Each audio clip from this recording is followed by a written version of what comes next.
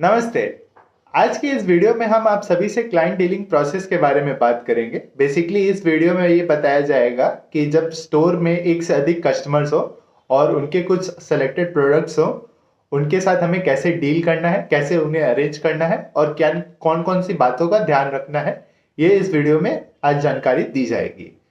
तो जो सबसे पहला पॉइंट है कि अगर किसी कस्टमर का सेलेक्टेड प्रोडक्ट्स है तो सेल्समैन के अलावा दूसरे जो व्यक्ति हैं वो उस प्रोडक्ट्स को तुरंत सामने से कस्टमर के सामने से हटाकर दूसरे काउंटर पे उसे फोल्ड करेंगे। सेकंड स्टेप जो हमें याद रखना है कि फोल्ड करने के बाद पैकिंग एरिया में, पैकिंग सेक्शन में एक कवर या प्लास्टिक रख कर उस प्रोडक्ट्स को लाइन बाय लाइन रखेंगे। थर्ड स्टेप्स का हमें फॉलो करना है कि सपोज एक पॉइंट ऑफ टाइम पे एक से अधिक कस्टमर्स हैं और उनके अलग अलग प्रोडक्ट्स हैं, तो उनको कैसे मैनेज करेंगे कि एक रो बनाएंगे, एक लाइन बनाएंगे, वो एक कस्टमर के लिए स्पेसिफिक होगा, फिर दूसरे कस्टमर के लिए अलग से लाइन बनाएंगे, वो उसके लिए होगा। एक कस्टमर का प्रोडक्ट एक के ऊपर एक करके एक लाइन में रखेंगे, दूसरे कस्टमर का प्रोडक्ट्स एक के ऊपर एक करके दूसरे लाइन में रखेंगे। उस प्रोडक्ट्स को हम कोशिश करेंगे कि वो आपस में मिक्स ना हो।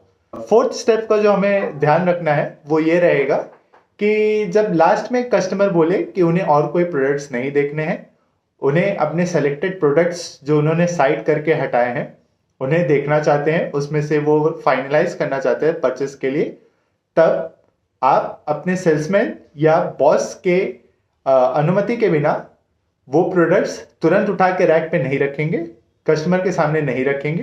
पहले सेल्समैन या बॉस से या जो मैनेजर है उनसे पहले आराम से, प्यार से, चिल्ला चिल्ली करके नहीं, आराम से विनम्र आवाज में उनसे पहले कंफर्मेशन लेंगे कि हमें वो प्रोडक्ट्स रखना है। जब वो लोग बोलेंगे कि हाँ आप रख सकते हैं, तो दो दो करके प्रोडक्ट्स, जितने भी प्रोडक्ट्स हो, दो दो करके उन्हें कस्टमर के सामने रैक पर रखेंगे। फिर फिफ्थ पॉइंट जो सबसे इंपॉर्टेंट है वो ये है कि डीलिंग के दौरान कोई भी आदमी जो स्टाफ में रहेगा या एम्प्लॉय, सेल्समैन है या हेल्पिंग सपोर्टिंग स्टाफ है, वो स्टोर के बाहर डीलिंग के टाइम में नहीं जा सकते। अगर आप डील में इन्वॉल्व है तो आप बिल्कुल भी नहीं जाएंगे। अगर किसी कारणवश कोई इमरजेंसी कॉल है या कुछ भी है, अगर आपको जाना है तो आप जो रैक मेंटेन किए हैं, जितने भी क्लाइंट्स के अलग अलग रैक जो मेंटेन किए हैं, जितने भी प्रोडक्ट्स हैं, उसकी इंफॉर्मेशन किसी दूसरे व्यक्ति को बिना पास आउट किए आगे आप नहीं जाएंगे।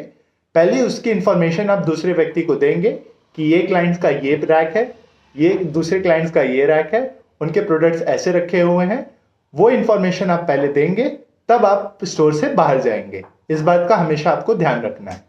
सिक्स और लास्ट पॉइंट जो सबसे मोस्ट इंपॉर्टेंट पॉइंट है वो है अलर्टनेस का। आपको हमेशा अलर्ट रहना है हर एक सिचुएशन के लिए।